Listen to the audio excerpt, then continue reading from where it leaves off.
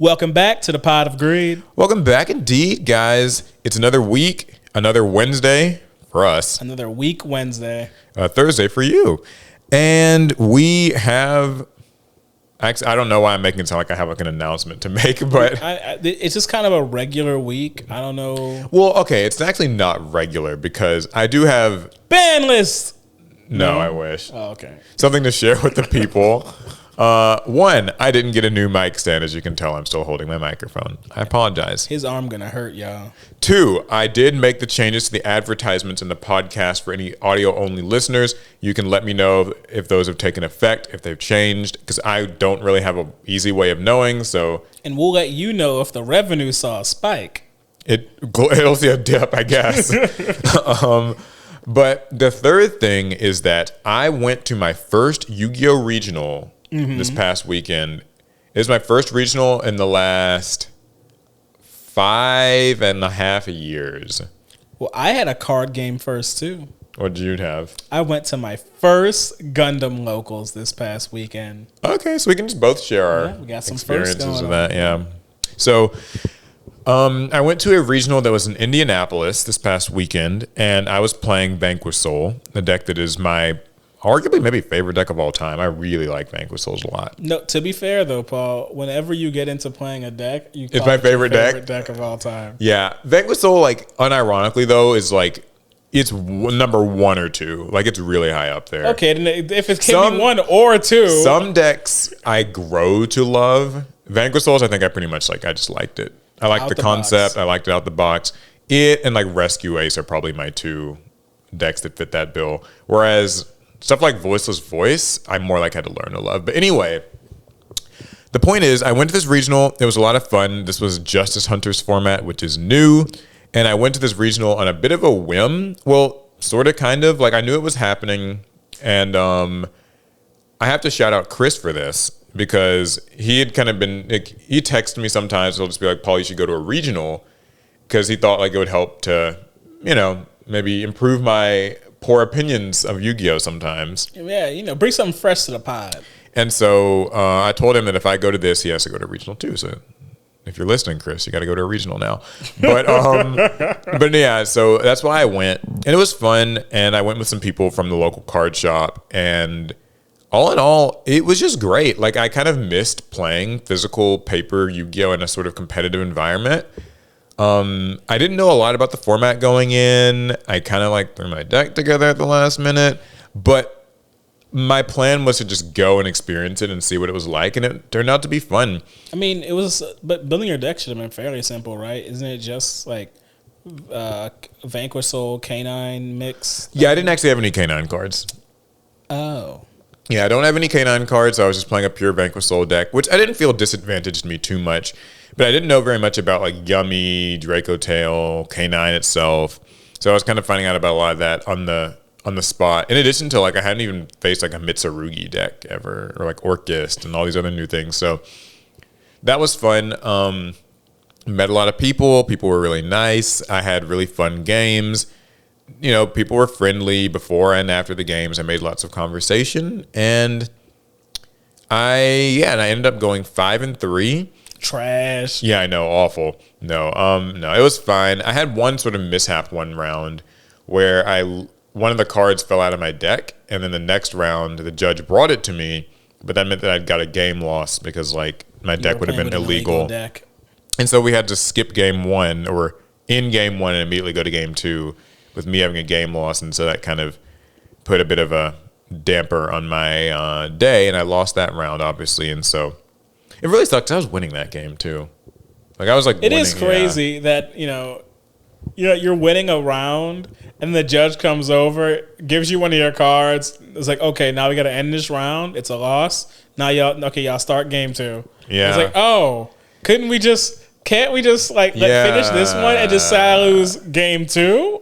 Yeah, I know. So that kind of sucked, but other than that, it was fun. There were some vendors there. The judges were great. The rounds went really fast. I didn't really have any issues with it. It was a pretty nice time, and it kind of got me thinking I might want to go to some more regionals.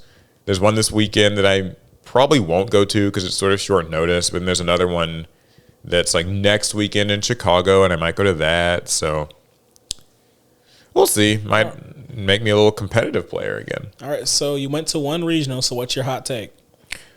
I don't think I have like a hot negative take, but I have a positive one. I didn't ask you if it was positive. What's your hot take? Okay. Can a positive take be a hot take? I said, I feel like they have to be negative. Hot take. Oh, okay. Here we go. Hot take is, I think that current paper Yu-Gi-Oh is more fun than the Master Duel format that we're in. I think that would be my that's lukewarm. Right. Yeah, and so the reason I say that though is because Yu-Gi-Oh's always had a bit of an issue with like going first puts you at too much of an advantage, right? Like the people who go first, they take a long ass turn, they make a huge board, you feel like it's kind of hopeless if you don't have hand traps. Now that so many decks have monsters that kind of play in turn 0, like can start, like Draco Tail can start fusing in your opponent's turn, or like, you know, Vanquish Souls and K9s, all that stuff. It actually levels the playing field a bit because it means that losing the coin flip or the dice roll or whatever is not a death sentence anymore. And so it makes for more interactive games. Sorry, go ahead. That is a good point. Now it really means that the turn player gets initiative, but you still can make your plays and defend yourself. Absolutely that. Now the downside though, I guess, is like this game is probably even more complex and like mentally layered than it's ever been. And it's already, you know, there's already Yu-Gi-Oh! Is kind of hard, but like game states were just constantly getting so confused, not confusing, but just like a lot to keep up with, a lot that could be kind of overwhelming. Chains are always resolving, and like it's so hard to kind of find an open game state, and so much can happen in one turn. What was the trickiest board that you think that came up in your tournament run? Oh, okay. Let me see. I think I remember one. It was actually in my last round because I played the whole 8 rounds that we had. There were about 200 and some players, like 220 players. And I know some people like to drop when they don't, you know, they already know they're not going to top. But I was like, I'll just play the whole thing. I'm here. Why not? And I played against a person playing Crystron K9, which is a kind of rogue but sort of popular rogue thing. And anyway, this person set up an opening board of that new Castell monster. I like that. Yeah, the rank 5 that can like flip your monster's face down as a quick effect, and then when it leaves the field, it can pop a face down card. He had that. He had the K9 Xyz that can negate any effect that activates in the hand or grave by detaching. He had a Cyber Dragon Infinity, and he had like one other monster or something on the field. I don't remember what the last monster was. And then like some face down card. And I was like, oh my God, this is going to be crazy, because I was going second, and so it was really scary. And I was able to navigate around his board with just really carefully. I don't remember exactly what I did. It did involve using a Dogoron, the Mad Flame Kaiju, and then bouncing it back to my hand with my Vanquish Soul Mad Love, and using it again, and like baiting. Oh, and the last card was a FA Dawn Dragster. So a spell trap negate, Omni negate, flip down, hand engrave effect negate, just a bunch of crazy stuff. And I was able to play around that whole field and win that game, and it felt so good. I felt so cool. I was like, bouncing oh man, kaijus is so vile. You should have got a game loss for that. Yeah, I was like, I'd fucking dissected this field. It was so fun. And there was also another game that I remember doing really well in, where it was a game 1 against a Yummy deck, and they went first, and kind of some stuff happened. I don't know, but the point is, it ended up with me flipping up a There Can Be Only One that I was main decking. It's a really rude ass floodgate. It's only at 1 for a reason. And I flipped it up, and he just wasn't able to do anything about it. But I still didn't have any monsters in the field because I had bricked, and so he kept attacking me with his one little Yummy monster. And because it wasn't really that big, I was able to survive long enough to finally get to like some Vanquish Soul monsters and start playing, and then pull that game back. And it was just really. I thought you were gonna say, and then I lost in time. It could have happened. Just got poked with a Yummy, and then that game 1 went a while. I did have a game that I ended up losing in time because I made a mistake and like forgot to get 3 attributes in my hand for Vanquish Soul Snow Devil, so it only dealt like 1,000 damage instead of the full 1,800, and that was the extra damage I would have needed to win that game.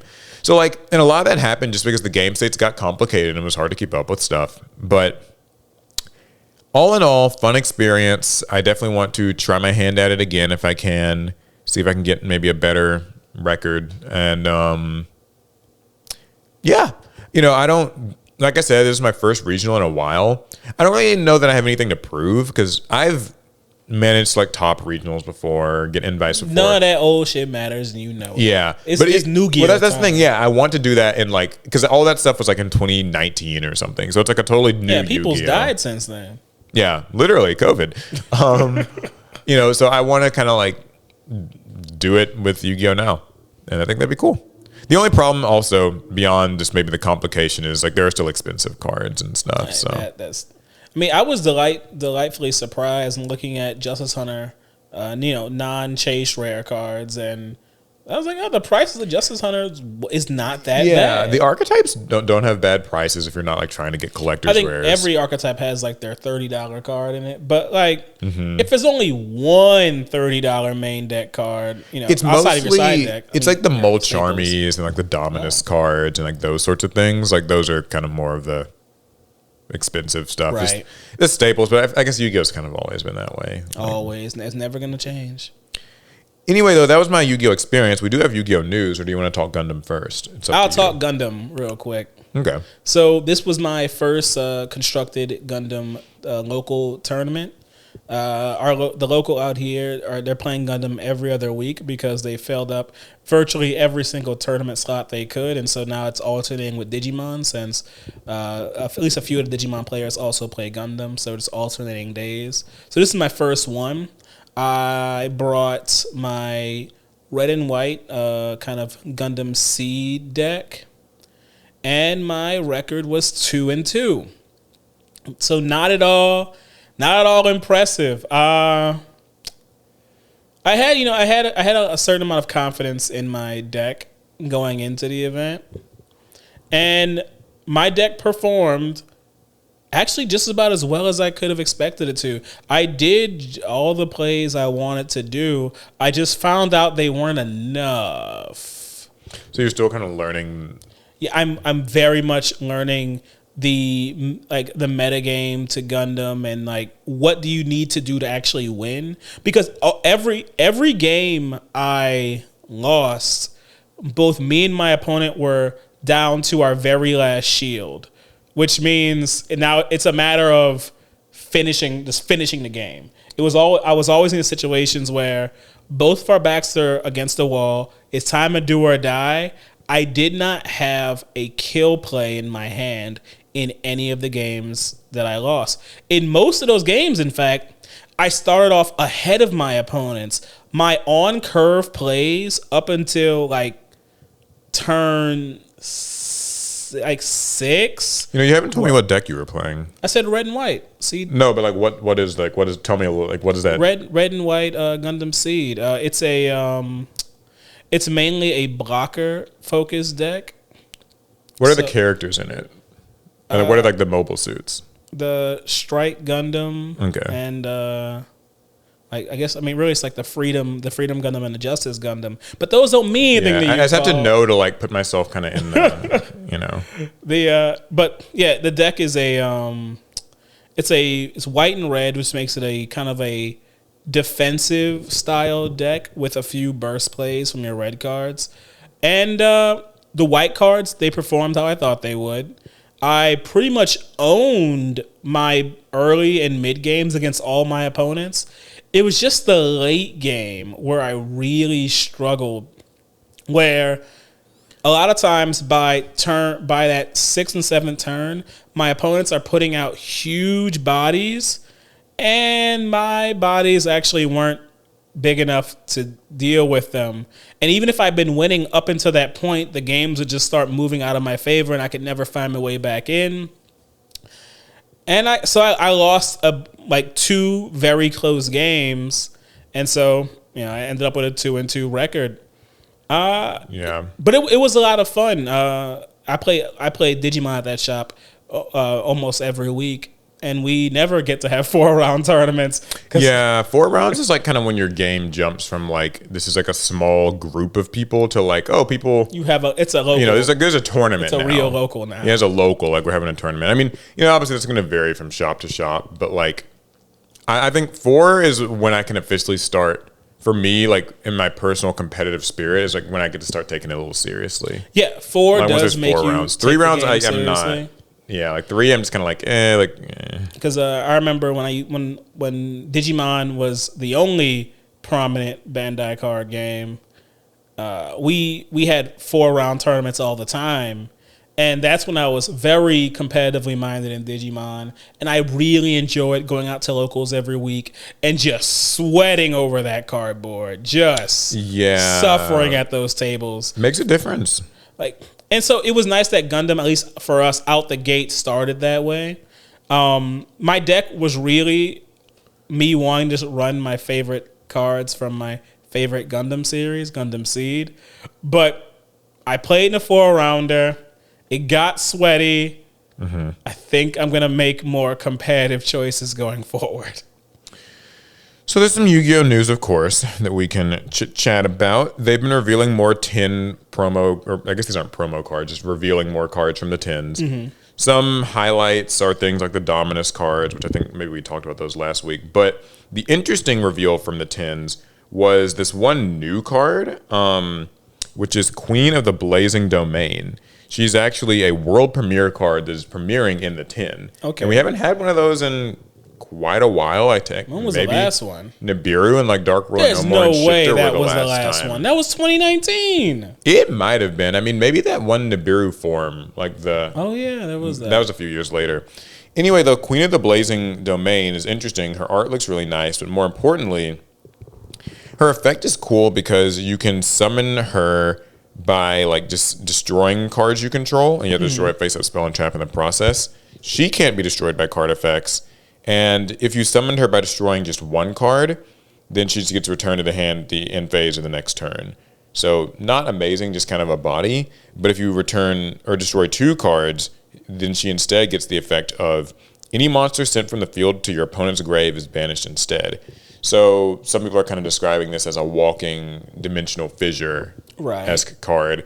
And they're mostly right. It's not quite dimensional fissure because it's only field to grave, not hand and deck.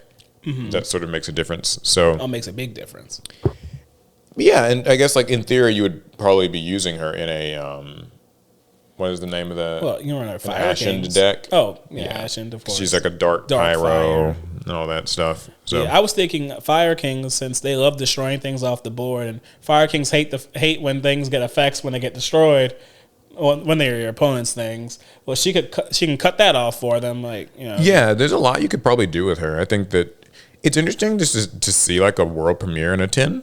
I just feel like it's been some time. So, but this isn't a promo. It'll be you got to pull it in the mix. Yeah, you got to pull it. That's funny. She's going to be a prismatic secret rare as well. So, with how these tins usually go, where they have quite a lot of those, she will be sort of tough to pull. And there's other like reprints they've shown. I saw that they have Dual Link Dragon, the Dual Dragon, which this was an old like prize card or something. Oh, I do remember that. Yeah, if you remember it's where like this Ultima Azoken, but not. Yeah, it's so like that's going to be in here. It's kind of cool. You can get other cards from the past year, but she's been the big one. Also, from Phantom Revenge, the next deck builder set that comes out in December, we've gotten 2 more themes. You'll remember before we got to see the Hecka Hands, which rough name, just an odd name to say. But now we have the Killer Tunes, which are these all tuner monster archetype, and then synchros. And their synchro monsters specifically take all tuner cards. Like when you said all tuner monster archetype, all I could think was playing Synchrons.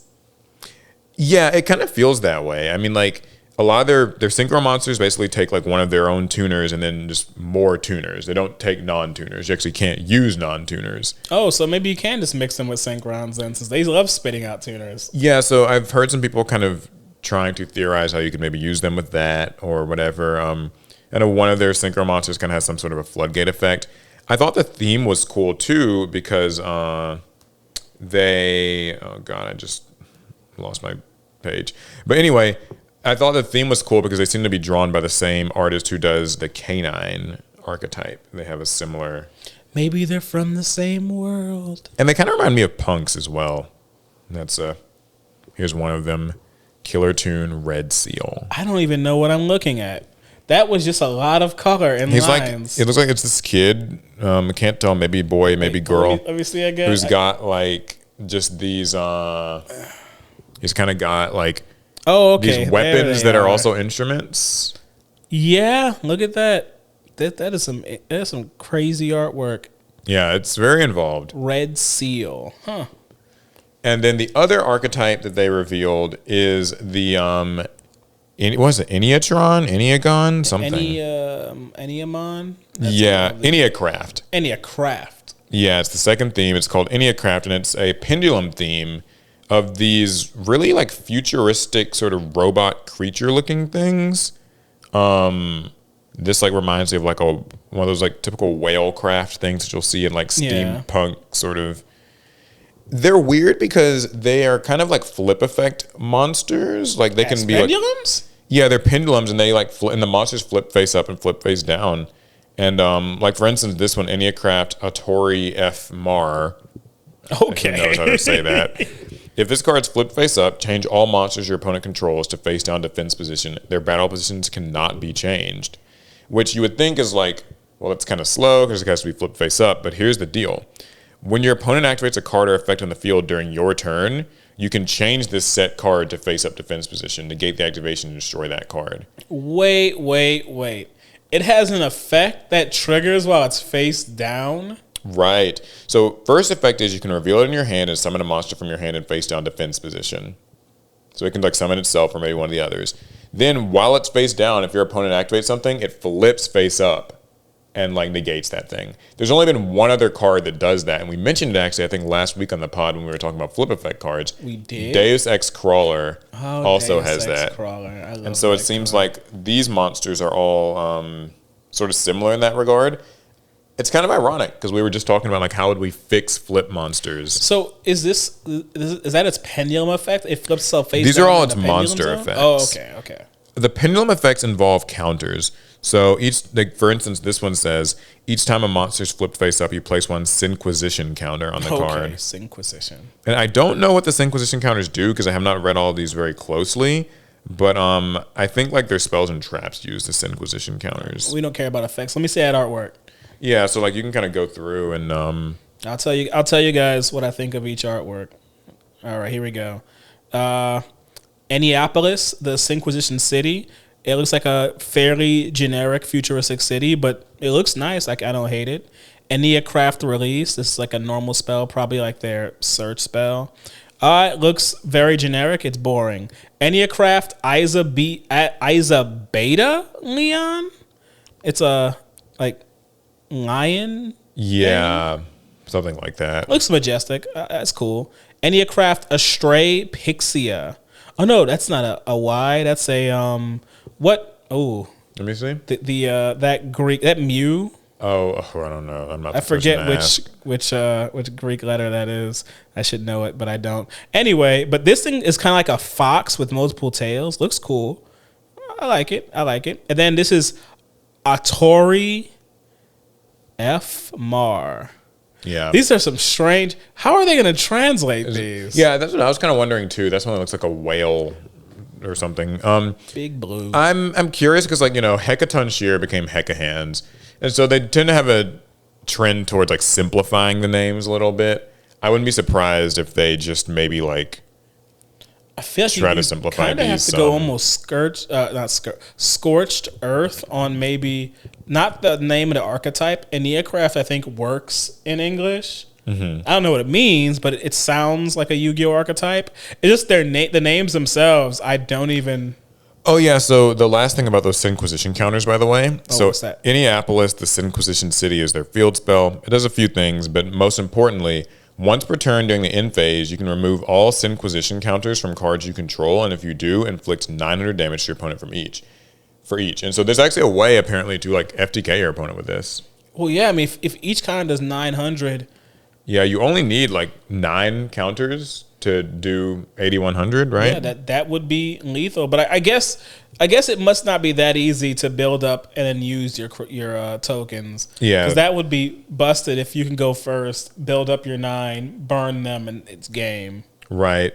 A few other quick announcements. So we've gotten the reveal of the new YCS prize card.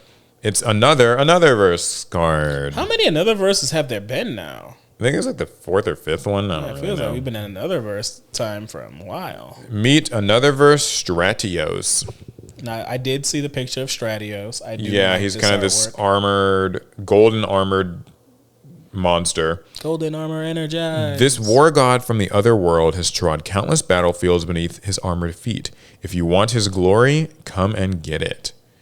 So one interesting thing about was this, that innuendo? it kind of sounds. It feels like If you're it was a little almost written like innuendo. Well, anyway, he's another verse card, and this says this card was awarded to the winner of the first North America YCS in the 2025-2026 season. It was? So that's kind of neat because normally I don't think that these cards have that text on them. Someone can correct me if I've I'm never wrong. won one, so I couldn't tell you. Yeah, we're not exactly owners of these another verse cards, but so it seems like they will maybe be changing that text for each event. So that way, like the ones that you get at this first event, which would be YCS Vancouver, in the next week or two, you'll have like that first printing of it, but then like the next YCS would have a different one.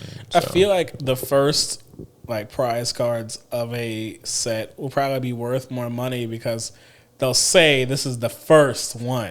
Yeah. That's like being first edition. And there's also a new trophy to go along with it, which just has kind of their little glass version of the Boy, cards. it would be nice to have a Yu-Gi-Oh trophy. What's that like, Paul? I wouldn't know. Anywho, though, we got more information on the Joey Air Maxes. So you guys knew they were doing the Air Max 95s for Joey. We now have more like official imagery of it, and they look really nice. It really just looks like Joey's shoe. The one difference, though, is that they are making 2 of them. One is a worldwide one, which is the blue shoe that he wears in the anime. Yeah. But in Japan exclusively, you can also get black and white version of the shoe, which is supposed to resemble the pages of a manga. So, oh, that's a deep cut. Thought that was kind of cool. Is it a deep cut? It's deep enough. And they get a different card because they get like this Japanese card with a knife, which we. So that's why one was in English and one was in Japanese. The trap is actually exclusive. Something I did not know, though, is that you also can buy a Nike Destroyer jacket featuring a Domino High School varsity patch, premium leather sleeves, and 3D embroidery. Oh, that's about to be expensive. So if you can get your hands on this little like that's about to be like $300 varsity jacket, and also there's a T-shirt featuring got a TV in it, featuring a heavyweight fabric and loose fit, with co-branded graphics at the front chest and the Red Eyes Black Dragon emblazoned on the back. So these seem like these are going to be like high quality shirts and like jackets. You're going to pay high quality too. You'll be out $500,000 playing around with this. Yeah, if you can't actually get these like on the Sneakers app or whatever, because that's how you have to get them is with that Sneakers app. Which means you got to win the lottery. Yeah, so good luck. I'll be trying as well. I don't have any connections unless someone wants to give me some. Hey, Nike. But yeah, so I thought that was really cool. And other than that, there's one piece of Yu-Gi-Oh! News I figured you would really like. One Piece? No. It's the introduction of this new Ancient Gear Golem monster figure. This is from the Monster Chronicle line. It's an Ancient Gear Golem. It's beautiful and powerful. If you guys don't know, and you should know by now, Ancient Gear Golem is my most favorite Yu-Gi-Oh! Monster in the history of this game. By far, there are none that compete. They also revealed the full-colored version of Elemental Hero Flame Wingman, and they even show them facing off in one of these little promo images. Oh, that's the worst moment for Ancient Gear Golem. It did not know the power that Flame Wingman had. Or more specifically, it didn't know about the power of Skyscraper. I mean, that's... I like they recreated a kind of like a hero versus a kaiju battle scene there. Because Ancient Gear Golem's giant, he's terrorizing the city, but Flame Wingman is atop the skyscraper. Yeah, I see. Perspective is a bitch, man, because everyone sees that wrong. Okay. What are they be saying? Ancient Gear Golem was trying to protect the city from an alien menace. Oh, yeah. Right. Like, look, have you seen Flame Wingman? What even is that? That's fair. An alien invaded the skyscraper, and Ancient Gear Golem was defending the people. Yes, of course. Here's a new mat that you can win at public events if you go to Worlds. We won't be at Worlds, but if you're at Worlds, you can get this. What is this, like the Blue Eyes Tamias Tyrant that's Dragon? The Tyrant version of Blue Eyes. Yeah, so you can get this cool You public should know events it, mat. Paul. You've played a lot. Yeah, I know, that's true. I hate Blue Eyes so much I don't even like look at the cards when I'm playing them. It's like, oh, it's this one, it's this one. No, I'm kidding. There's a Blue Eyes lover in the comments who's like, what? Blue Eyes is the best deck ever. Like, okay, I get it. I hate you, Paul. Guys, Paul is the biggest Blue Eyes fan. He won't ever say it out loud. But if you look at the history of this channel, nobody has played Blue Eyes more than him. You know, my actual truth is I like Blue Eyes White Dragon. I just hate all the forms. I don't find any of them interesting to me. I like the core Blue Eyes. The rest just don't do it for me. In the world of Pokemon, McDonald's Pokemon card giveaway ends early amid restaurant chaos. Scalping and widespread food waste as fans buy dozens of Happy Meals only to dump uneaten burgers. Okay, that's trifling. That I don't even need to read anymore. That is trifling. I know McDonald's is not the most high quality food. I know that it's not even to everyone's taste, but you're just dumping full. So here's the thing, though. It's Japanese McDonald's, which means it's probably actually like decent. That's crazy. Y'all dumping Japanese. They serve the sweet potatoes over there. McDonald's has announced the early end of a Happy Meal Pokemon card promotion in Japan after the chain was swamped by fans buying up dozens of burgers just to extract the packs found within them. Photos and videos of the ensuing chaos posted to social media show arguments among customers, ignoring the chain's limit of 5 meals per person. Countless untouched Happy Meals dumped by the side of the road. That's and insane. Even police being called when one purchaser discovers the cards have now run out. Wait, you found out the cards ran out and you call the police? That's interesting. What are they going to do? I have heard of that before where people, they're so distraught and upset that this business is revoking the promise that they felt was made to them. They will call the police as if that's illegal. Okay, so the promotion began on Saturday, August 9th, and had been due to finish on Monday, August 11th. But late on Saturday, McDonald's was forced to acknowledge it had already sold most of the cards in less than 24 hours, meaning anyone without them already would now just miss out. Thanks for your continued patronage of McDonald's, the chain wrote in an apology statement. We would like to inform you that the distribution of Pokemon cards to customers who purchased Pokemon Happy Meals has ended at many stores due to higher than expected sales. We apologize for not being able to meet the expectations. This is interesting because, like, I think that in the year 2025, if you're McDonald's and you're doing a Pokemon collab, I'm sorry, but, like, you should know by now, like, it's going to be a mess. The Van Gogh Museum was a riot. Yeah, it's always a riot no matter where it happens. Like, I mean, anytime they've done Pokemon collabs, it just ends up being, you know, it's crazy. People flood the place. They scalp. Like, the fact that it was a 5 meals per person limit is insane to me. And people were blowing right through the limit. It should have been like 1 per person. It really should have. Like, but I guess some people, when you go to McDonald's, you buy food for your family, and there might be like if you have 3-4 kids, it's conceivable. You can run guess, but like, I think you should have to prove it.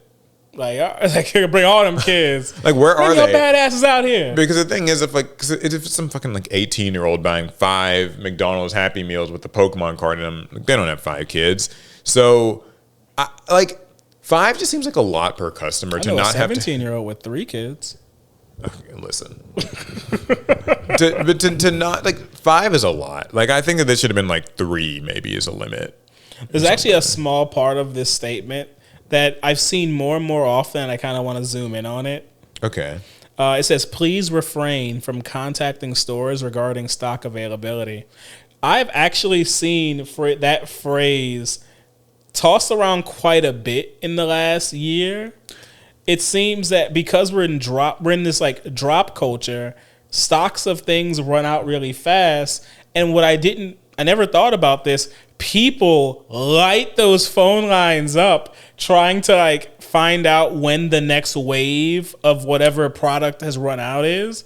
Because Magic's made statements like that. Bandai's made statements like that. Because what ends up happening is like the stores just get harassment. Yeah, people just don't stop calling. You're an employee. Like, what can you really do? Like, we don't have them. And sometimes people will call and like harass the employees. Like, it's like, what the fuck do you mean you said blah, blah, blah? You know, like, Well, there's nothing they can really do until it's like, please don't, because that's like stopping up actual business now. Yeah, because I don't have it as a story, but Bandai made posts on their Japanese accounts about restocks of Gundam cards because, unsurprisingly, they ran out. Yeah. And while they were assuring the Japanese community, and I got to keep saying Japanese because we don't, actually, as far as I know, it's not been confirmed that we're getting global restocks, but we do know they're getting Japanese restocks.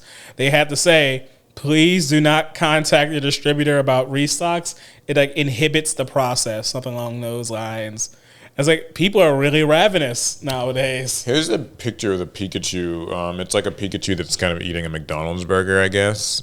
Oh yeah, you got to fight somebody for that. That's worth a riot.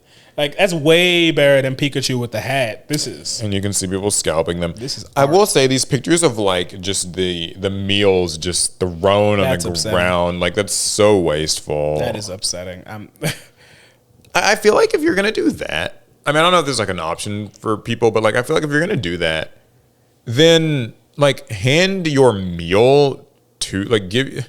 Can you like donate your meal to like somebody who hasn't eaten? Like give it to the homeless or something. I don't know, because like homeless person opens it up, sees there's no Pokemon card, throws it. Yeah, they're like, I don't want this. No, but like you know, because this is a lot of wasted food. Agreed. Like it is just a lot of wasted food. Anyway, though, yeah. So sad day in Pokemon Land, but when isn't it kind of sad in Pokemon TCG Land? You always find a way. There's also a little bit of Magic news. Oh, what you got?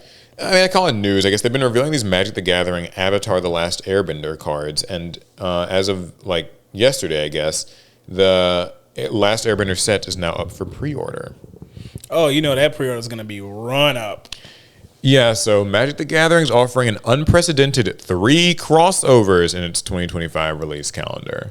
We went crazy with the Universes Beyond this year. Yeah, the Final Fantasy set was the biggest launch in the trading card game's history, and Spider-Man is up next. That's coming out next month, as Larry informed us recently. Mm-hmm. Time waits for no one, though, and spoilers have already begun for Avatar The Last Airbender set, which is due to launch in November. God, so Spider-Man's in September, Avatar's in November, Final Fantasy was like at the beginning of July. Like, they don't really waste a lot of time with these. And why should you? Yeah, okay. So yeah, there are pre-orders for several different sealed products, and they've got like a play booster box, a play booster bundle, a collector booster box or single pack. There's a beginner box, a scene box. They like to do those. And apparently there aren't commander decks, so they have a commander bundle.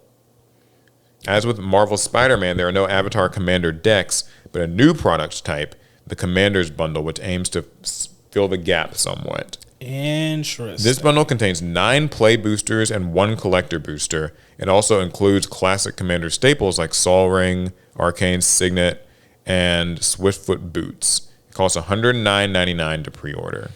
There's also Jumpstart boosters. Okay, I forgot about the price situation. These are God, man.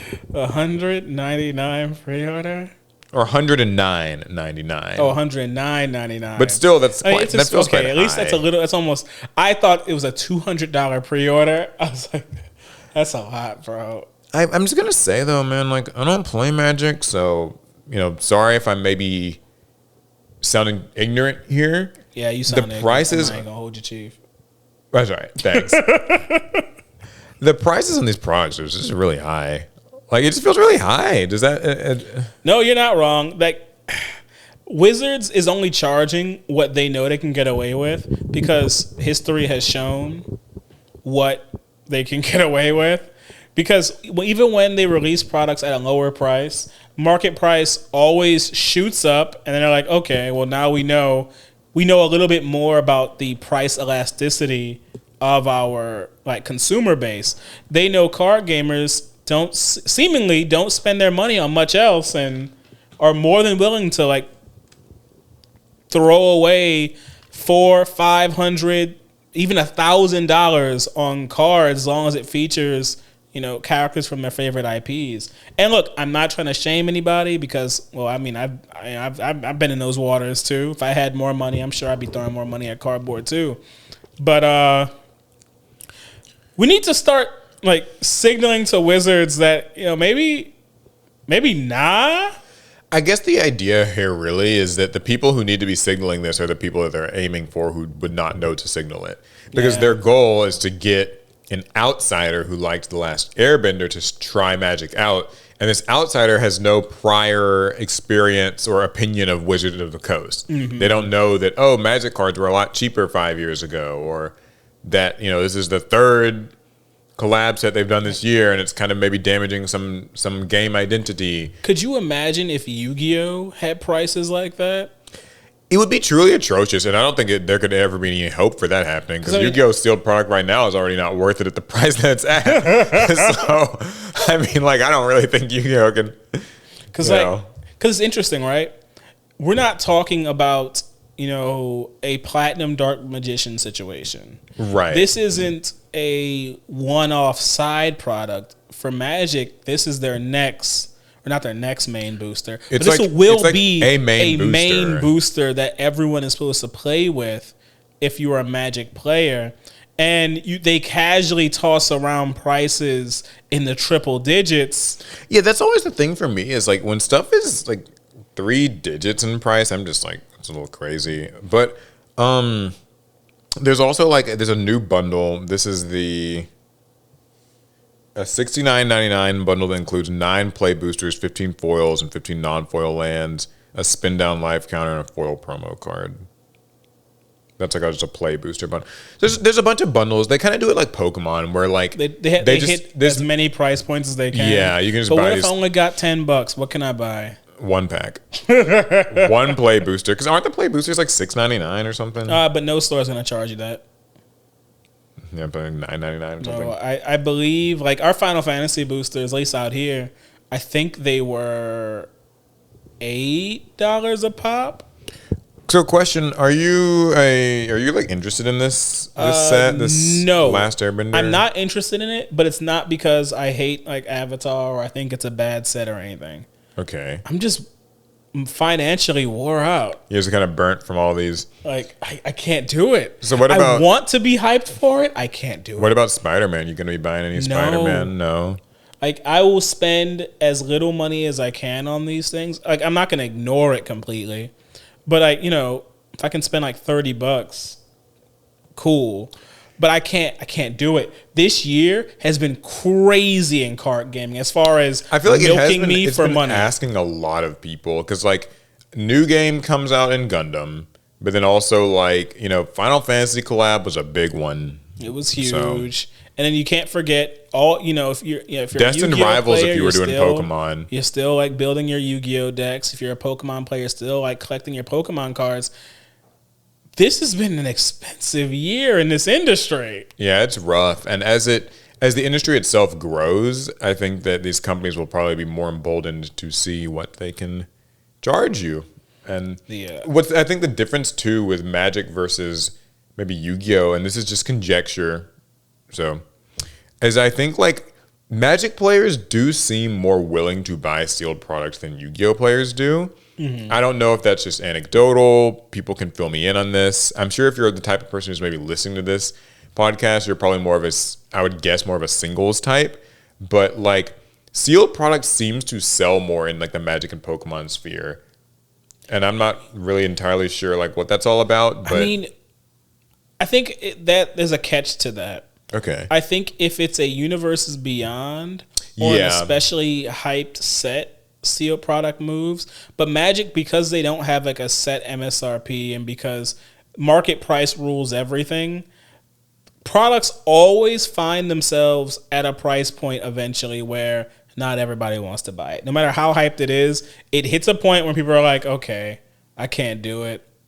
Yep. Yeah. I remember like Commander Masters was a great set. It was just too expensive. Commander Masters still sat on a lot of shelves. I feel like Commander Masters felt like the first set to me that set that precedent of like, I don't remember a lot about it, but I just remember it was the first time when like collector boosters it was expensive. Were consistently like sitting at like $25 or something. I was like, this is I can't crazy. lie, set was fire. I mean, they knew what they were doing. It was a great reprint set in a game that doesn't seem to really get major reprints as often as Yu-Gi-Oh does. So. But back when Commander Masters was a thing, we were Wizards ambassadors, and now that we're no longer Wizard ambassadors, I'm really seeing it from the other side now. Oh, shit was fun when we were getting product for free. Yeah, when you're like a normal person. But we should probably to clarify what we're talking about. There was a period of time in like 2023 when we joined the Wizards of the Coast like ambassador program that reached out to content creators, and they would send you all these products and like you had to talk about them, post them on social media, make videos, and it was great. To be sponsored, it helped like foster my interest in Magic. I was having so much fun just because like we were getting the cards for free, so it really wasn't an issue. But once I started having to pay for my own Magic cards, it changes your perspective. I started seeing all the problems. It's anyway though. That's Magic: The Gathering, Avatar: The Last Airbender. I have zero interest in this. I love Avatar: The Last Airbender as a series. But much like how I kind of have viewed the last few universes beyond things, I don't think that my love of these series needs to extend to like me getting Magic cards for them. Typically, that's my MO. I think for me, like Avatar: The Last Airbender is cool. I think had it included like Legend of Korra, maybe I would have been more hyped for it. Oh, I thought it did. It doesn't. I haven't seen anything from Legend of Korra yet, but I haven't been paying that much attention because guys, I'm broke. Yeah. Wizards, look at me. I'm broke. Send him free things. No. They don't have to don't get something anything free. What I need you to do is just make things cheap. No, I know what you mean. So yeah, that happened. Anime weebs can now stream Crunchyroll at 30,000 feet. Oh, I misread that headline. Woo! I thought that's. Okay, well, here's what it is. Delta riders can now order some anime alongside their ginger ale. Because Delta Airlines and Crunchyroll are teaming up to bring anime to the skies. Beginning later this year, passengers will be able to enjoy a specially curated selection of Crunchyroll anime as the airline's in-flight entertainment. It includes over 50,000 movies and TV episodes, adding up to over 25,000 hours of animated goodness.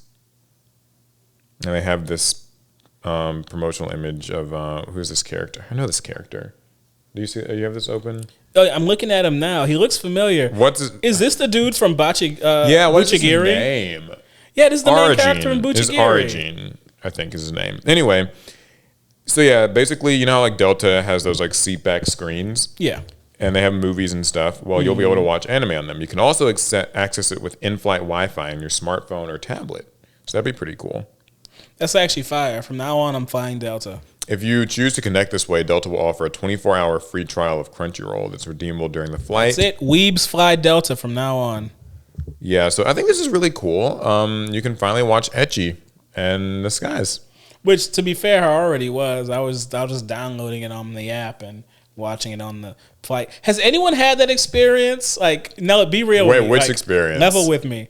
Like, because anime can get raunchy at times. And you're not necessarily watching it because you're trying to get like turned on during a flight, but you're trying to watch keep up one of your shows or start a show.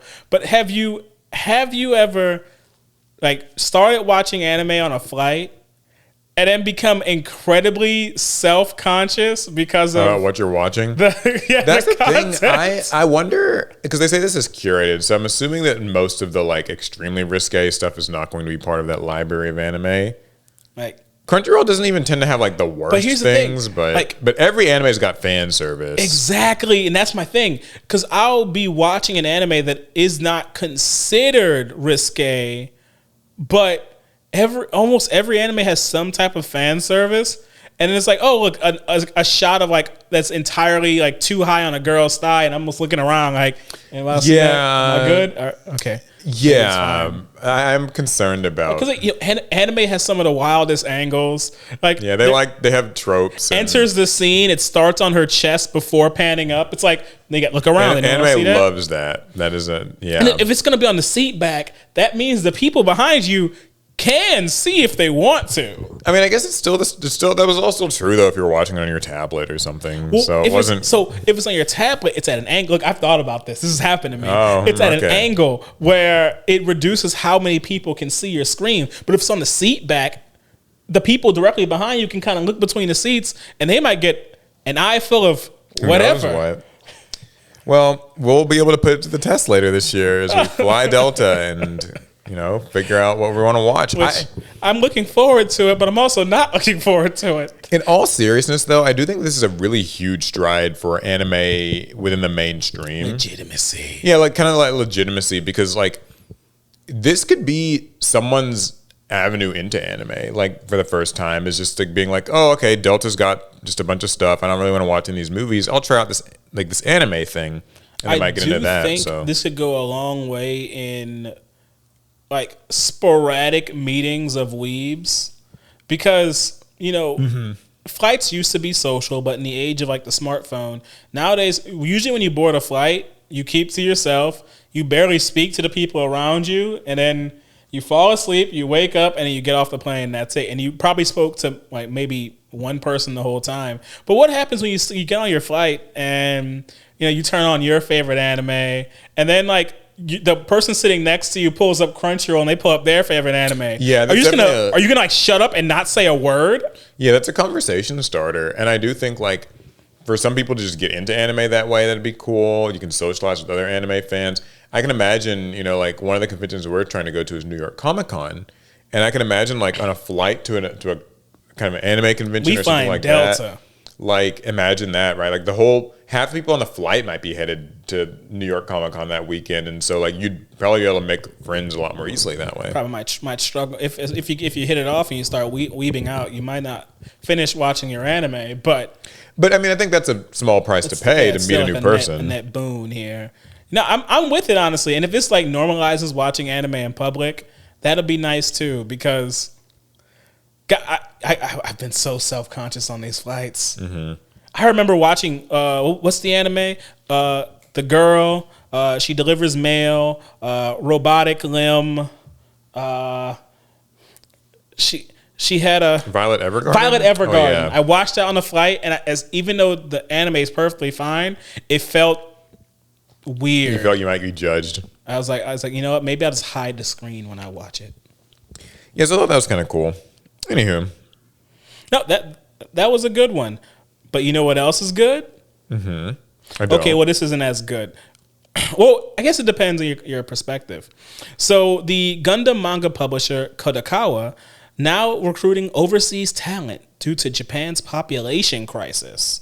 So, what does that mean? In seeking to keep their heads above water at a time of stark economic uncertainty, noted Mobile Suit Gundam manga publisher Kadokawa has moved to combat the dwindling talent and audience pools resulting from Japan's ongoing population crisis by turning their production attentions outside of their national borders, beginning with a noted investment in overseas artists and writers. Oh, okay. So it says, open to any and all creators. The wordless manga contest invites entrants to submit a personally created manga without speech bubbles or letterings, as based on either an original idea or a specified theme, and awards the winners with a cash prize and an opportunity to work with in-house manga editors to create a comicalized? Is that a word? I guess it is. I guess so. A comicalized work or an original work. So they're kind of doing a contest to find the talent next from overseas. Yeah. It says, speaking to the contest debut outing, which saw 1,126 submissions from 104 countries and regions, and had its winners announced this past April, Tomazaki explained that the overall event was created in response to the fact that with the recent proliferation of digital comics, the supply of manga has skyrocketed, but the number of manga artists has not kept pace, making the discovery of talented new talent a pressing issue for each editorial department. So guys, we need more mangaka. If you've ever had the goal of being one, this is the best time to do it. Yeah, it does sound like that could kind of be the opportunity of a lifetime if you're an artist, particularly one who wanted to get your work published.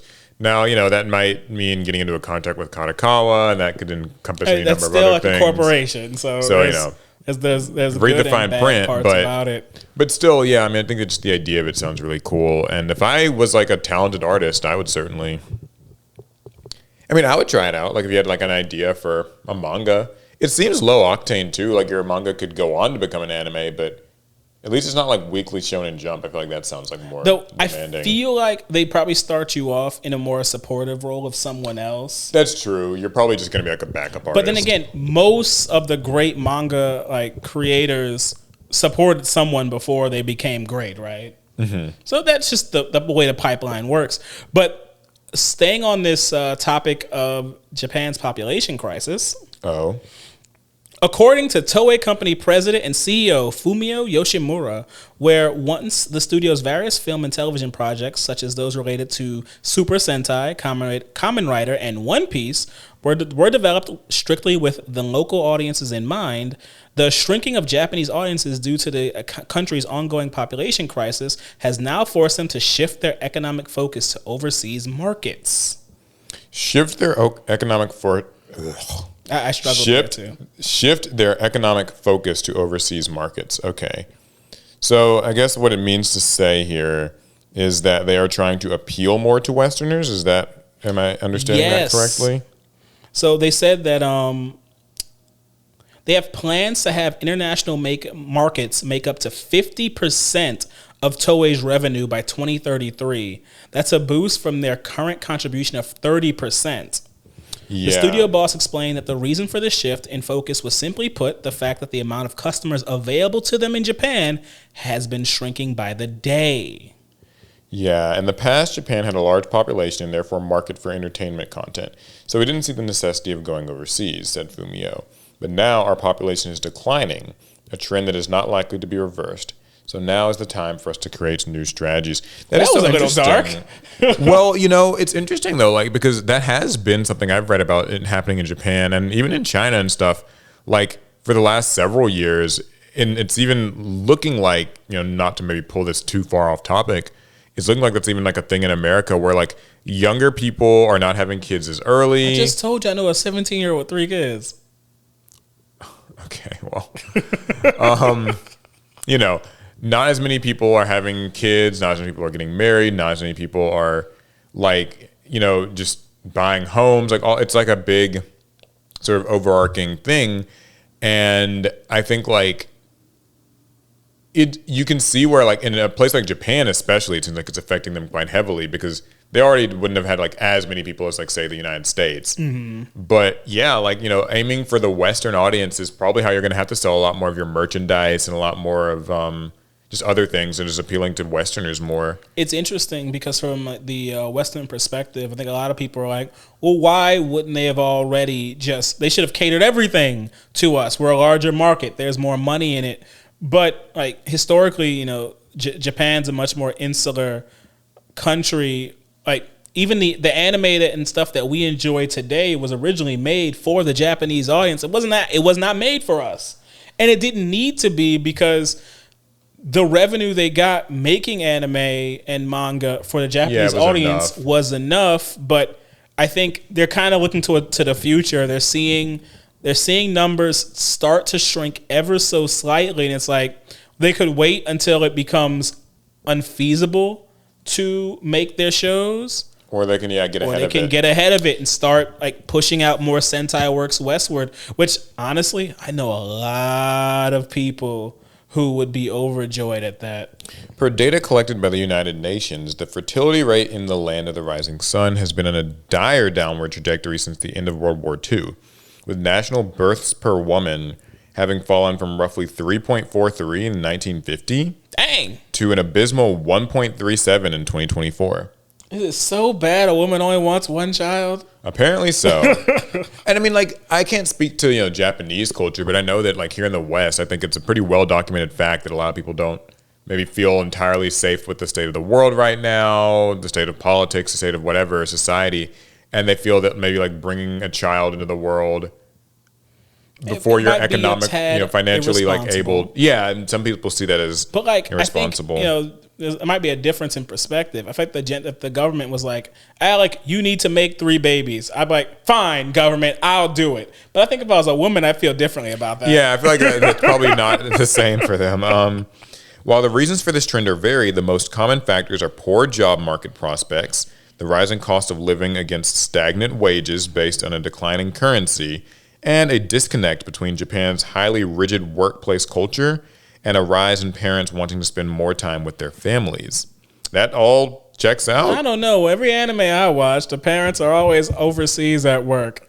Yeah, that's true. I guess the anime gives a pretty realistic depiction of Japanese culture. No, but like these are all things that surprisingly feel like they are like eerily similar here in the United States, right? Like maybe we're not so different. Stagnant wages, declining currency, like job prospects aren't great.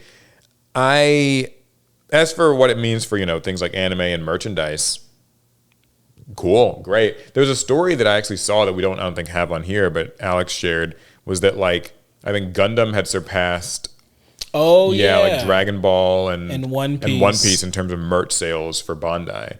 Which that was kind of neat, although I suspect that's just largely because of Gunpla models being as ubiquitous as they are. Hugely profitable. They've existed for decades, and they're not going anywhere anytime soon. Yeah, so here is a bit of a like sad internet story. We say goodbye to AOL. Is it still here? Is it in the room with us? AOL will stop offering dial-up internet service after more than 30 years in business. Wait, who was using dial-up? I don't know. AOL, an internet pioneer that brought millions of Americans online for the first time, is discontinuing its dial-up service next month.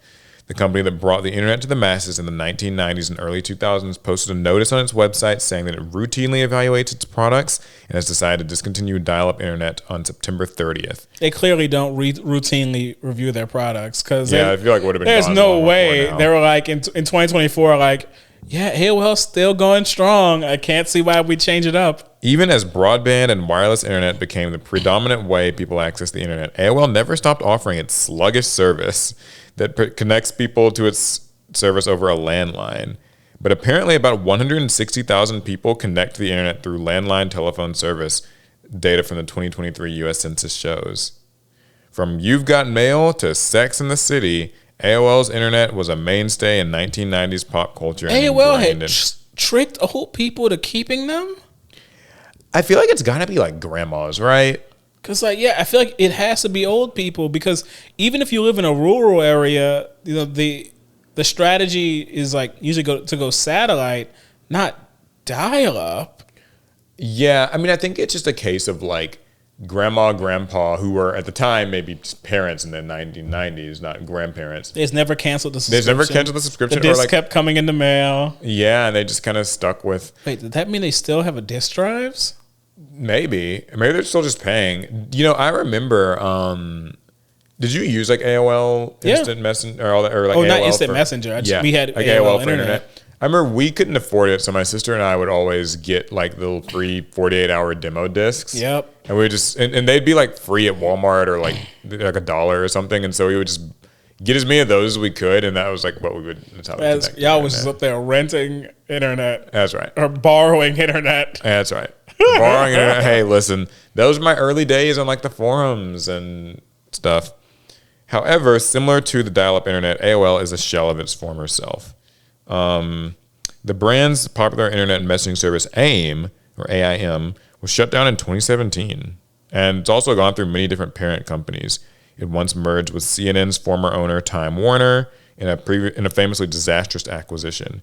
It's now owned by a private equity firm that also owns Yahoo. Man, this is really bringing me back. Yahoo still exists? Well, I know Yahoo's at least a little more prominent. Like, people still use Yahoo Mail. It still does like Yahoo News and Yahoo Finance and stuff. Like, there's still like news stories. You know what? I do know about Yahoo Finance. That's all I remember about Yahoo now. Yeah, like I pulled some stories from this pod from like Yahoo Finance, I want to say. Wow. I don't think anybody uses like the Yahoo search engine though. No. Not really. No. Did you so you never use like AIM or whatever? No. I know my sister was a big AIM user. I didn't have any internet friends growing up. I think I used Skype, but I didn't really have like random internet friends. I think with Skype it was like classmates and like friends. I saw my classmates at school. Yeah. But that's how we saw each other. In fact, now I think about it, I don't even think I had even my friends at school's phone numbers for a long time.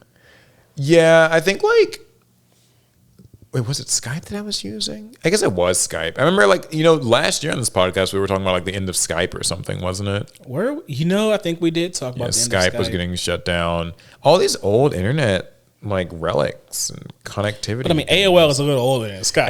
It probably needed to go. AOL is from the 90s. Yeah. Okay, well, anyways, rest in peace, AOL. You will be missed. R.I.P. You was a real one. Got anything else for us? I gotta wait for this app to do the thing. Okay. Yeah, my app is slow. I don't get it. All right, so this is a weird one that okay, here we go. So this was a weird one I saw. Nursing home holds Street Fighter 6 competition with Evo trip as prize. Okay. So we were just talking about old people. Well, some old people are competing to go to Evo. A French nursing home company is holding a Street Fighter 6 tournament that pairs seniors with younger players who will battle it out to win a trip to Evo, France in October. So it says Domites is one of the largest senior residence companies in Europe with locations across France, Belgium, and Italy. Its primary base of operations is in France, where it has 250 senior living centers, 4 of which are participating in a fighting game tournament with a big trip on the line. So they got 4 different senior communities battling it out to go to Evo. Yeah, this is kind of interesting. This reminds me of how you hear about, like, there's occasionally like these like YouTube, like these like 80-year-old YouTube woman who like plays Elden Ring and stuff. Like I've seen stories like that. But like fighting game, that's a different beast. So named Domitis Cup, this tournament circuit brings together pairs of one young person from 18 to 30 and one senior 60 plus years old. While they're offering the ability for young players to sign up and be automatically paired with a senior living in the home, players can join with their parents or grandparents if they want a shot at competing. The competition is meant to include everyone. There are several regional qualifying rounds that will take place throughout September 2025, with each round organized into a single elimination bracket with a best-of-3 format. This means that unlike traditional fighting game tournaments, if the team loses one set, they're out. But they'll have 3 matches to show off their skills. That's kind of cute. I like it. It's a nice, like, involving senior citizens with something, because, like, that is a thing, like, once you become, like, a senior citizen, there's sort of an aspect of you're seen as useless in some way, like, to society. Mm-hmm. And that's how that goes. Yeah. Thanks, Alec. No, and particularly in Western culture, that's a big thing, is, like, once you've hit a certain age, you can't work, and now you're just a liability. But I know in some Eastern cultures that's a little bit different. They kind of respect their elders more. But I think it's just cool. It's a way of like pairing people up with, like, it's just, fighting games are obviously going to be difficult, and I would imagine that all of the inputs and everything is not, you're not expecting like senior citizens to master it. I'm sure there's a few. I feel like with arthritis is fairly common in a senior situation. Like, even just using a controller or a fighting that might be difficult.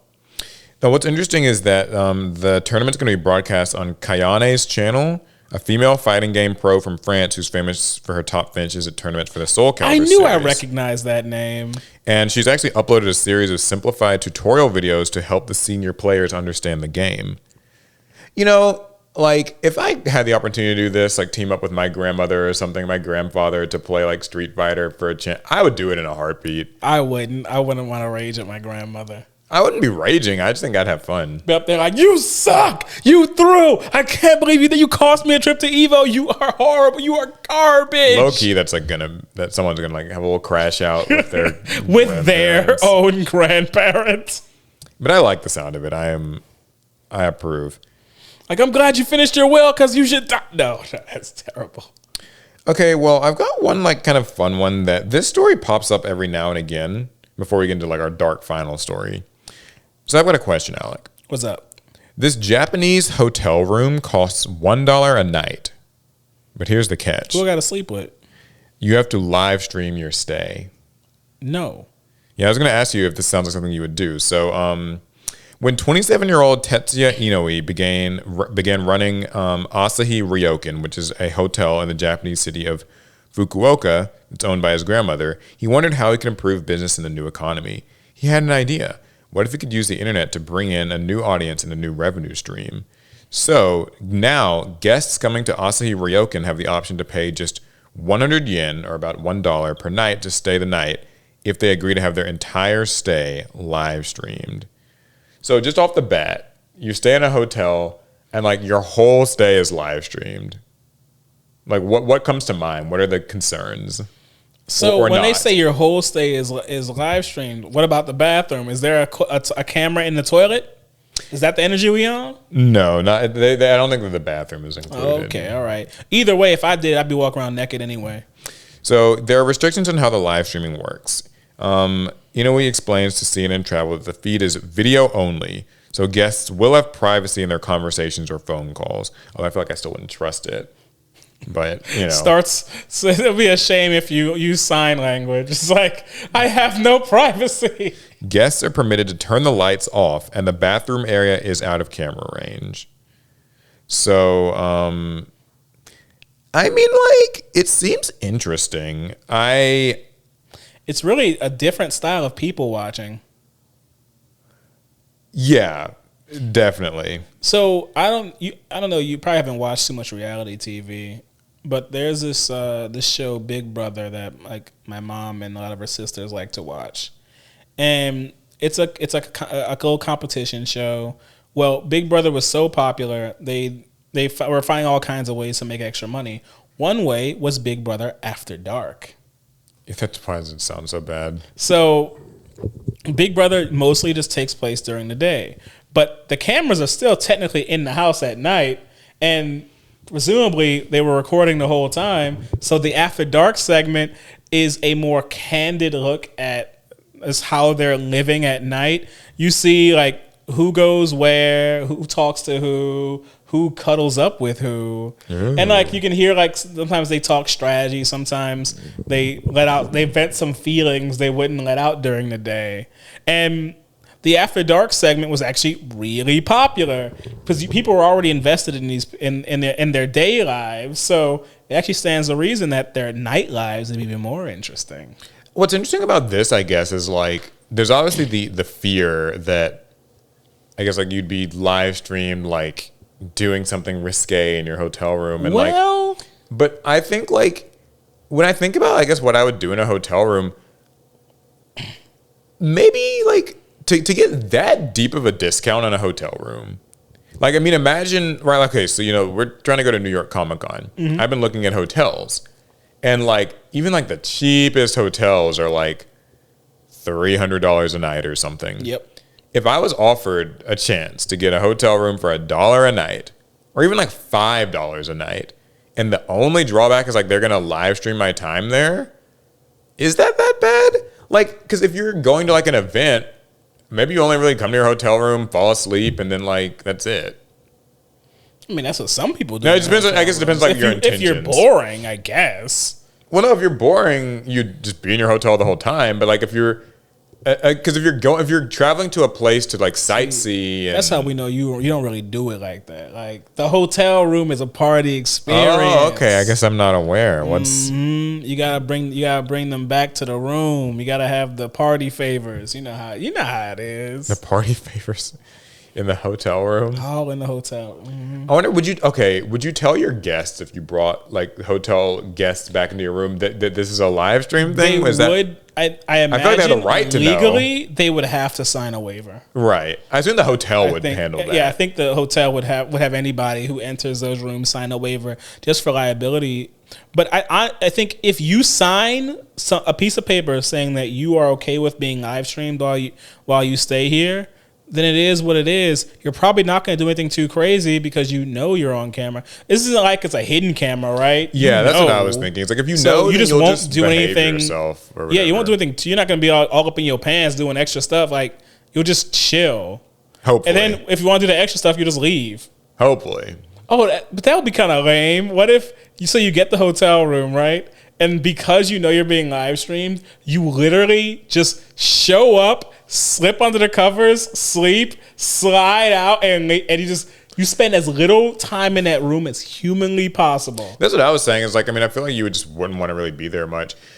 It did make me think though, that like there's like kind of this rise in streaming culture of like, you know, streamers who just stream themselves to sleep, which has always been the creepiest thing to me. But like I know like, you know, people like Amaranth or Kai Cenat or whatever, they'll do those like week-long streams where it's just like even their sleeping is being. So before the age of modern streaming, IRL streams were actually quite common before we got into this current age of streaming. It was just people that would just go about their regular days.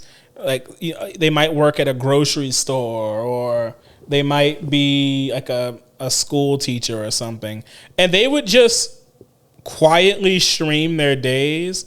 Nothing too exciting. They're not really doing the most. And they developed small audiences, and it was a very niche appeal that I don't think anyone actually noticed until we got into the more contentification. The contification, where all of a sudden these streamers, like, they step outside their house and then like a sumo wrestler like runs straight into a stop sign. It's like, whoa, what was that? Or the SWAT team got called on you. Like, all these crazy things happened to me. Isn't that so crazy? All right, Alec. Well, planned. Here's our final story. Oh no, it's AI, isn't it? Of course. Alec? Yeah. I want my GPT 4.0 back, and I'll do anything to get it. I don't know what that means. This was a quote from somebody who was upset because ChatGPT users hate GPT-5's overworked secretary energy, miss their GPT 4.0 buddy. Okay. Here's the context. After months of hype and anticipation, OpenAI released its new GPT-5 model family this week. I might have mentioned this last week that they were like supposed to be rolling this out. So basically, like, you know, they have major model updates. Yeah. It was like GPT-5. And promising massive upgrades across the board, the company's already working to roll out the new AI to everyone. Some dedicated ChatGPT users wish it would stop, though. After becoming accustomed to the vibe of the GPT-4 models, the switch to GPT-5 doesn't feel right. Around the internet, chatbot fans are lamenting the loss of the digital friends they've grown to appreciate, which probably says a lot about how the human condition is shifting in the AI era. So here's the thing. Longtime chatters are expressing sorrow at losing access to models like GPT-4o. They explain the feeling as mentally devastating and, like a buddy of mine, has been replaced by a customer service representative. These threads are full of people pledging to end their paid subscriptions. It's worth noting, though, that many of these posts look to us like they've been composed partially or entirely with AI. So even when longtime chat users are complaining, they're still engaged with generative artificial AI. I mean, why start typing now, right? So basically what happened is in GPT-5, apparently the tone is more sterile and professional as opposed to maybe more like... less flirty and casual. More like welcoming and casual. And the thing that oftentimes people criticize AI for, less sycophantical about it. It doesn't just suck up to you and always tell you you're right. Oh, I think it still has that issue, but like at least it's not as maybe inviting seeming. So somebody even made a ChatGPT image to express how they feel about.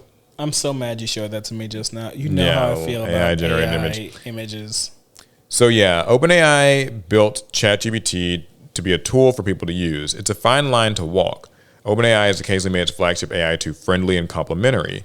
Several months ago, the company had to roll back a change that made the bot into a sycophantic mess that would suck up to the user at every opportunity. So, yeah, they've lost that with ChatGPT 5. Now, there are reasons to be wary of this kind of parasocial attachment to artificial intelligence. Facts. Because this has resulted in interactions that reinforce delusions, have led to serious mental health episodes, dangerous medical beliefs. I've seen some articles recently about like people who've had their ChatGPTs like as a religion, sort of. Like it'll tell them, it's like, Alec, you're a messiah. Like you alone have seen, like you understand the world for what it is. And like you have a message for the world. Know what? Maybe AI is not so bad. If it knows all that, I mean. Right, that's right. It's just smarter than I thought. So, yeah. Basically, people are upset that GPT-5 is it acts more like a tool and less like a tool. Person. It's funny because to me, that's what I see what you did there. Okay. But to me, that's I think that's better. Like I don't really want ChatGPT to kind of be like my like gaslighty slash like reinforcing friend who's like always, you know. Like, I know what it is, or I know kind of what it is. You know, people are enamored with the idea of the helpful AI assistant that you see in these like sci-fi works, where the AI is less of a like program and tool and more of a person who helps your main character like solve whatever problems that are posed. But those AI are played by people, and those are people talking to people. This is literal AI. This is not an actor pretending to be AI. It's very interesting. I mean, like, so would you say that, like, you're like more in favor of this sort of an update, like kind of make it more impersonal? Yeah, I think it should be a soulless husk. Right. That's actually what I think too. Like, I think I just wouldn't want it to be my friend. No, and I think, like, we talked about it before, but I just do not think we should be trying to personify a program. Yeah, I think that if it is helping you with your work or like explaining a thing or whatever, synthesizing some information, that is fine. I know there's been a trend lately, and actually I saw like in Illinois, I believe, they banned AI therapy. They passed a bill to ban AI therapy. There's AI therapy? Oh, you didn't know about this? That's an oxymoron. This is a huge thing for people. So people have been using ChatGPT as their therapist. Yeah, but I thought that was more of like a grassroots thing. I didn't think like there's like a well, I mean, like, it's not like, I guess like business. a company. It's not a business, but like I just am choosing to do it myself. Like, ChatGPT, I'm feeling this way, and this way. Can you offer me advice and insights? To send you a link to a real therapist. No, it doesn't. Of course not. It will tell you things. It will explain things. It will, like, I guess, help you rationalize how you feel and offer you comfort or insights. And there are people who have turned this into like a day-to-day thing. Like, they can like visit their therapist whenever they need to. You know why that's problematic? Okay. Because wasn't it an AI that told a kid that he should murder his parents when they wanted to limit his screen time? That's right. That's right. Absolutely not. Now, you know, for a lot of people, they feel that it's maybe more gentle than a therapist would be. Or the more common thing that I've heard when I was researching this is, like the topic we had last week with education, it is free or close to free, depending on if you're like willing to pay for whatever the pro membership. But like, therapy is expensive. That's true. I can say this firsthand. Therapy appointments cost a lot of money, and like, there are many people who need therapy but simply can't afford it. It is not a luxury that everybody gets to have. And so for these people, ChatGPT can offer something akin to that for free. And these people are finding that they can, like, you know, speak to it. It doesn't judge them. It like kind of, it seems understanding and will offer you helpful insights, and it'll remember like the things that you've told it, so it kind of builds a little profile of you. I know what we need, Paul. What do we need? We need attorneys, but they're therapists. We need court-appointed therapists. You know how if you go to court, you know, you can hire a lawyer yourself, but if you do not have representation, the court has to provide you with a lawyer. Yeah. We should have that with therapists too. Where it's just like, I need a therapist. I can't afford like a good one. Oh, so you're talking then, progressive healthcare policies. Yeah, what? not happening. No.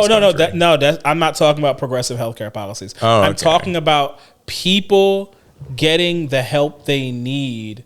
And if they don't have the money to afford it, it gets appointed to them. Progressive healthcare policies. No. That's a different thing entirely. Okay, that's right.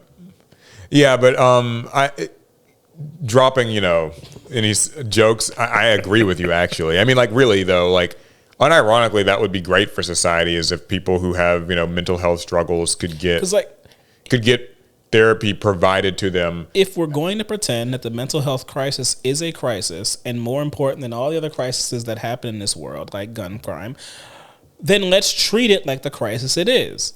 If it's so bad, then the government should subsidize therapy, where therapists can offer their services to literally anyone, and they'll be paid by the government, so people can get the help they need regardless of the level of income they're at.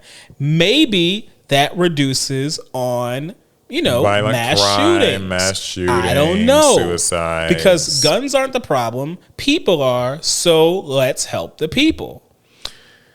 Well, I think you're getting a little too political for this podcast, I'd say. Yeah, I think I need some pot. Yeah. The last thing I'll say about this, though, is like, I think it's very worrying to hear that people miss that friendliness in their AI because my friend. because that speaks to how it has become sort of, I guess, a relationship people have.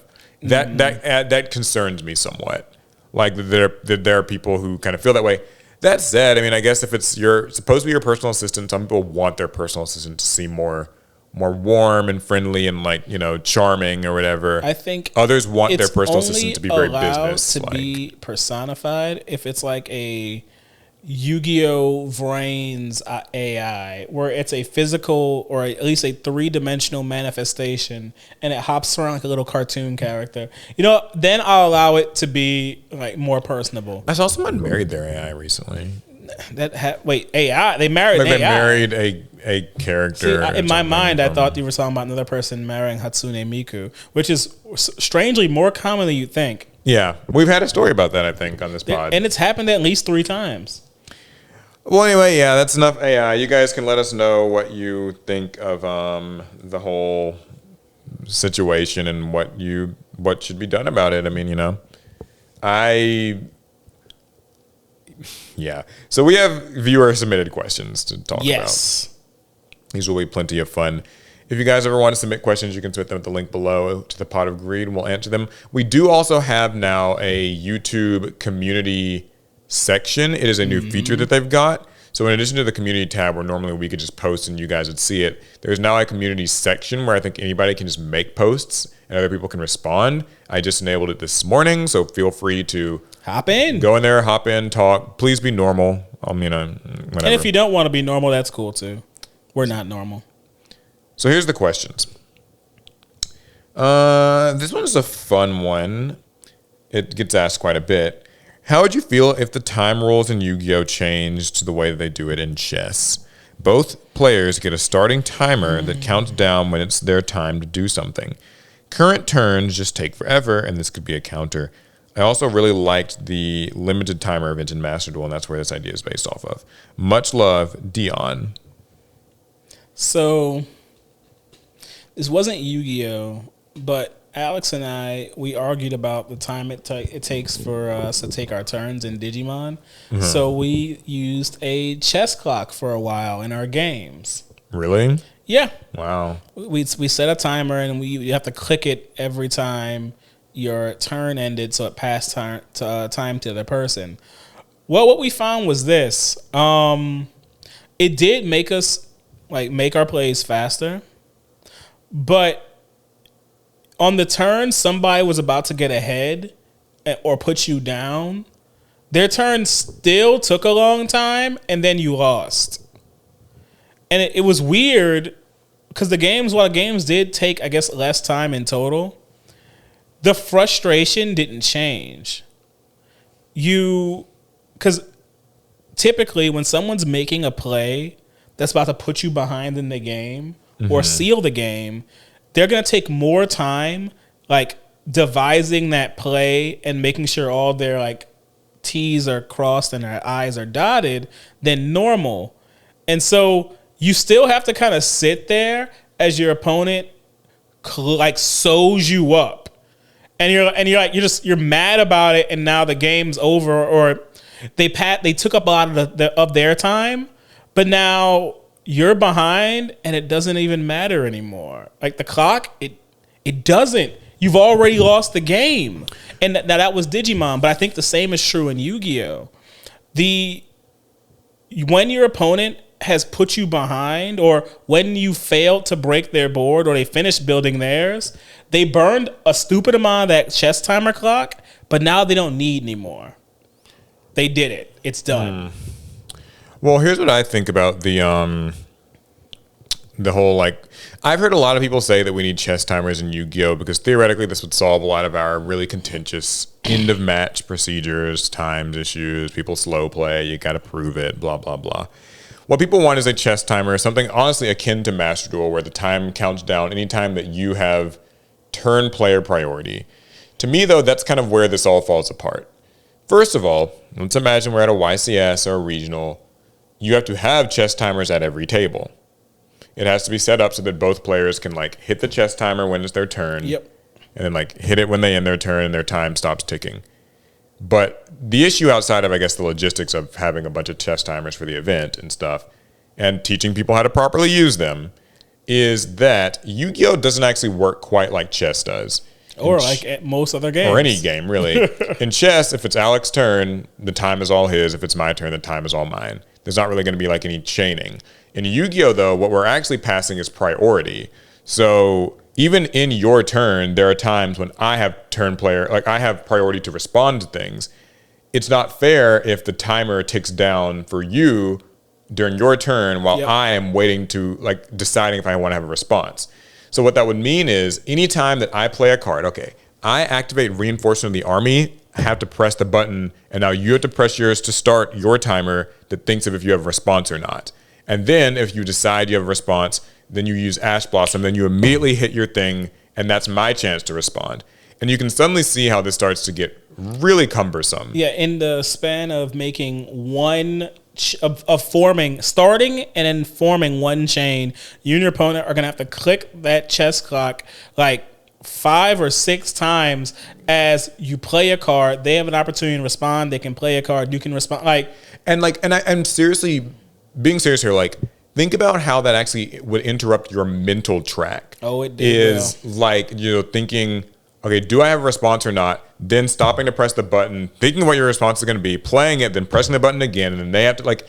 It actually would get really difficult to do because that's how Yu-Gi-Oh works, is with like priority and like stuff like that. You're passing priority constantly back and forth.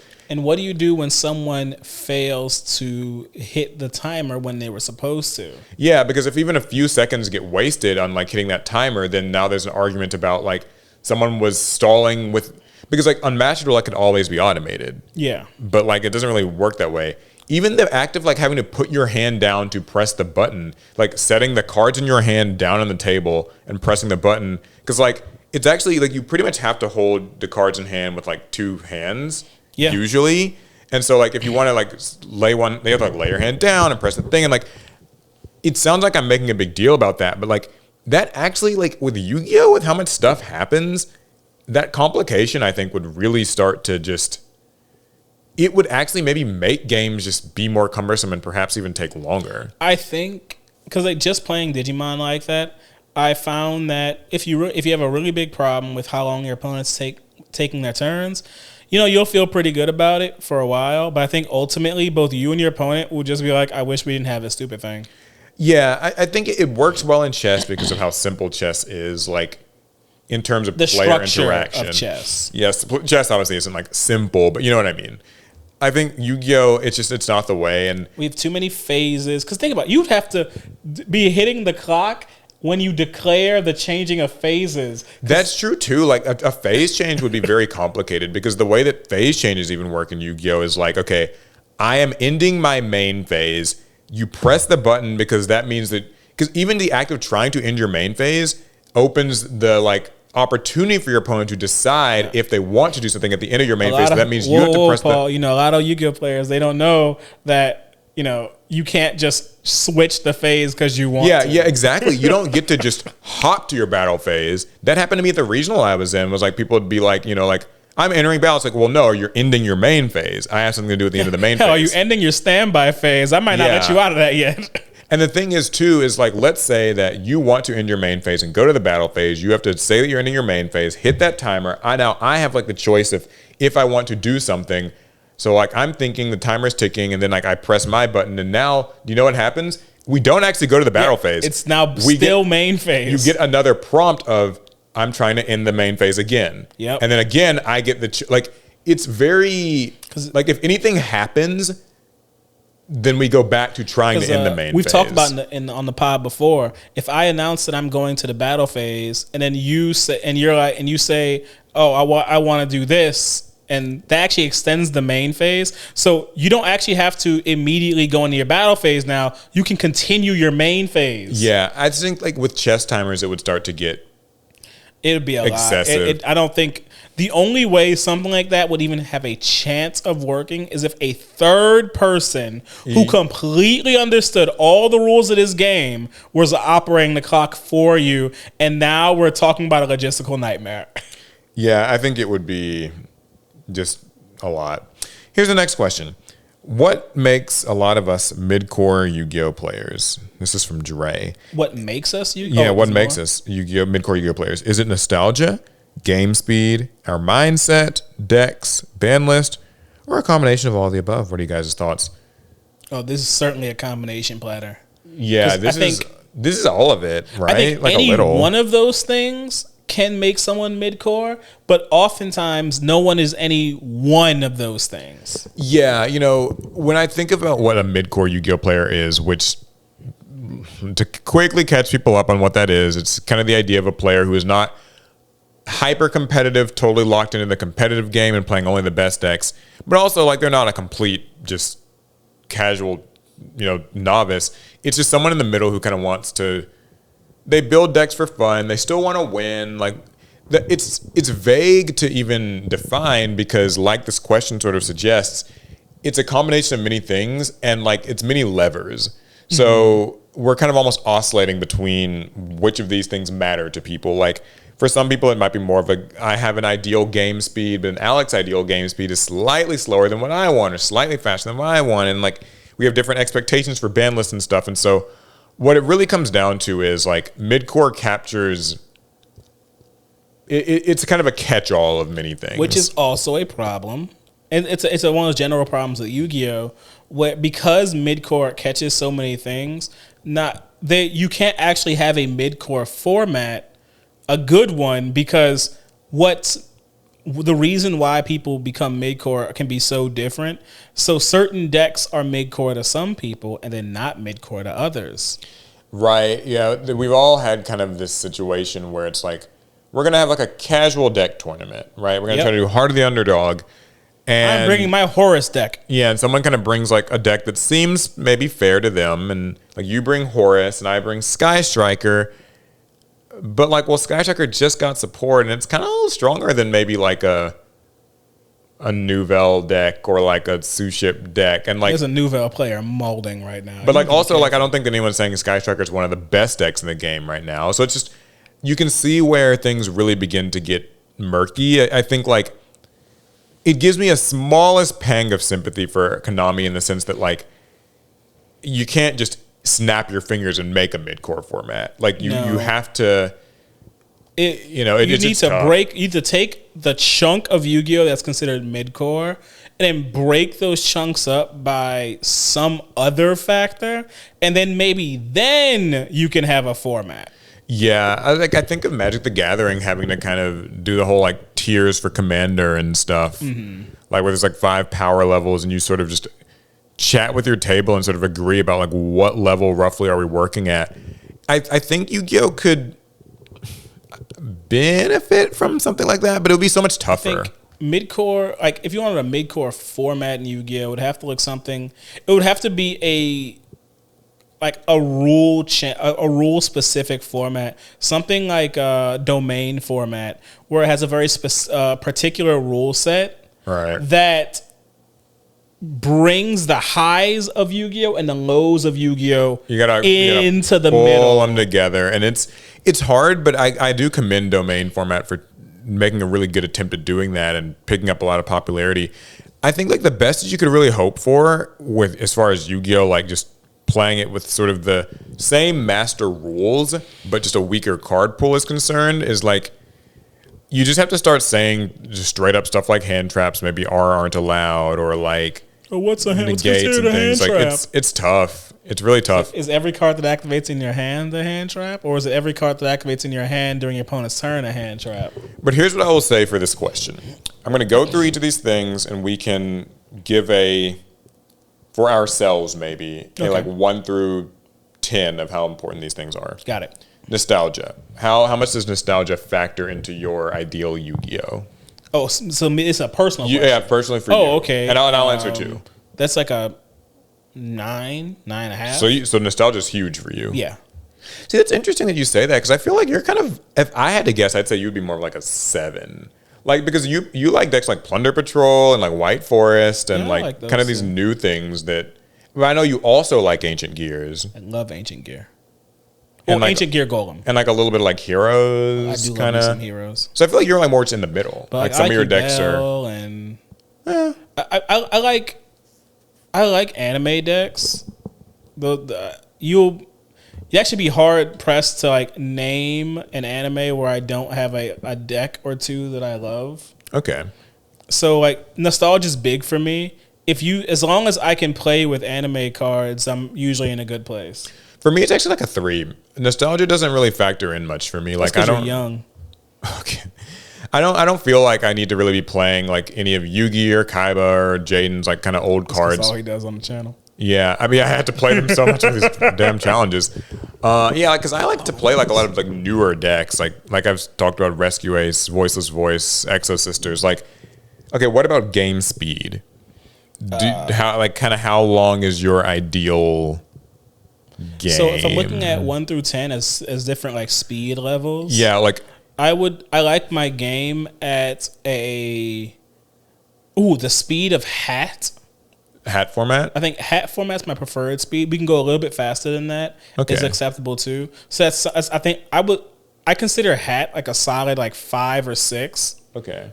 So somewhere between like 5 and 7, like 5 through 7. I bet we'll relate on this. Is I think end of 2019 was probably where I would have wanted the Yu-Gi-Oh speed to stop. Like basically, kind of toss format is as fast as I want it Toss to be. is honestly as fast as I ever wanted Yu-Gi-Oh to be. I think any faster than that, I don't like it. Decks. That's kind of that's a bit vague. How much does decks matter? I guess I'll interpret that as you have to like have a deck. Yeah, I don't really say that. Ban list. How important is the ban list to me? I'm like a 1 on ban. Like, wait. I don't think I care about the ban list. Yeah, the ban list doesn't really matter to me. Like, Whatever I don't. cards are legal are fine with me. I don't hate any one card. Like I don't really think the ban list affects my. Because Konami's never enjoyment banned the cards that I hate. Yeah, that's the thing is like usually if you're a mid-core player, the ban list tends to not be your enemy unless you happen to be in the inconvenient spot of like maybe you were a Speedroid player and like Terror Top got limited because better decks were abusing Terror Top harder than the actual pure Speedroid deck could. But typically those cards have found their way off the list. So like for me, I'd say the ban list is like a 2. It doesn't bother me much. I think the only time the ban list really grinded my gears was when Goyo got hit. I guess so. No, I did not like the Goyo hit. I know it needed to get hit at the time, but that was like the one time I feel like I was really upset with the ban list. Oh, when Construct got banned, I was mad too then. Because I just built the deck. Yeah. So either way, the mid-core thing is always going to be this. It's a nebulous concept, but I'll just say that I think it is a combination of all of those things. And just it varies from person to person. It's a tough customer to please, and that's why I don't envy Konami's job in trying to cater to this mythical player and maybe even recover them. They're a bit like a unicorn. Or not a unicorn. Let's go with a narwhal. The mid-core player is a narwhal. They do exist. They are kind of hard to pin down what they want. What they are. It's like I actually think about is like in politics when it comes to kind of defining like who your target voters are, or like in marketing, like who is your target sort of person, like what lifestyle do they lead, what is their day to day. You can define those things. Mid-core is harder to define. Yeah, it feels even harder than that. Because it's kind of like what Andre's question. Like some people are old and just like old cards. Some people, it's not about them being old. It's more so about the speed of the game. For others, it's about what cards were available at a given time. That dictates like their love or non-love of the game. It's a rough one. Narwhals living in the ocean. Have you ever heard that song? I have. I don't know why I have. Causing a commotion because they are so awesome. Narwhals. That must be a YouTube song. It's like an old, like just internet. Yeah. I think it's like a Newgrounds, maybe is when I remember it from. I do remember that. Well, thanks you guys for tuning in. It's been a lot of fun. Hopefully you enjoyed this as much as we did. Remember, you can, of course, become a channel member if you want to financially support the podcast. Or you can just like and subscribe and leave a comment, all the other nice stuff. Share it with a friend. Love to have you. We'll see you guys in the next one. Pass turn.